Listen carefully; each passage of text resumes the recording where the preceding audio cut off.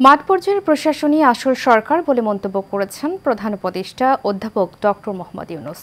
বিভাগীয় কমিশনার ও জেলা প্রশাসকদের সঙ্গে ভিডিও কনফারেন্সে মতবিনিময় অনুষ্ঠানে কথা বলেন তিনি।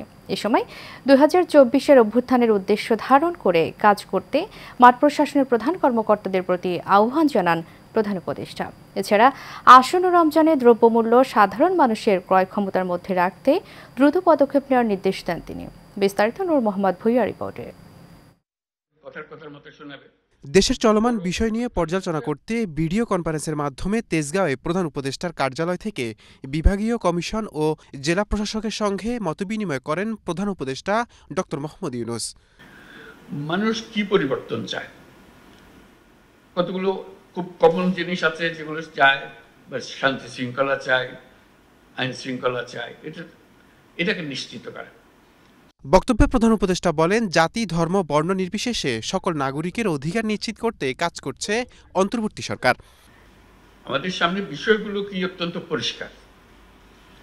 জনগণের কাছে সরকারের যা যা দায়িত্ব সেটা পৌঁছে দেওয়া করা, এটার তালিকা তোমাদের সবার মুখস্থ আছে, সেটা আমার বলতে হবে না। এখন হলো যে তালিকা দিয়ে তো আর কাজ হয় না, কাজ হয় বাস্তবে সেটা কিভাবে ডেলিভার করা হয়। এই ডেলিভারিটা হলো বিষয়। এই ডেলিভারিটা সম্বন্ধে নিজেদের মধ্যে আলাপ করা।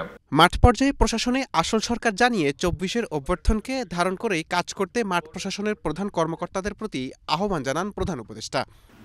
সরকারি কর্মকর্তা হিসেবে এখন যেহেতু পরিস্থিতি পরিবর্তন হয়েছে, সেই পরিবর্তনটাকে আমাদের ধারণ করতে হবে। ধারণ না করলে তাহলে মনে হলো যে কি আর কিছু হলো, এই অভ্যুত্থান কিছু দেখি না এখানে, এরকম যেন মনে না।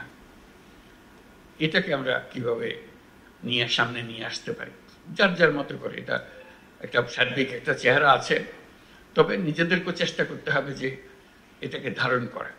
এছাড়া পুলিশের মধ্যে যারা অপরাধী তাদের অবশ্যই বিচার নিশ্চিত করা হবে বলেও জানান প্রধান উপদেষ্টা ডক্টর মোহাম্মদ ইউনূস। বড় পরিবর্তন হয়েছে এবং একটা বড় পরিবর্তনের সুযোগ সৃষ্টি হয়েছে। নূর মোহাম্মদ ভুইয়া, এশিয়ান টেলিভিশন, ঢাকা।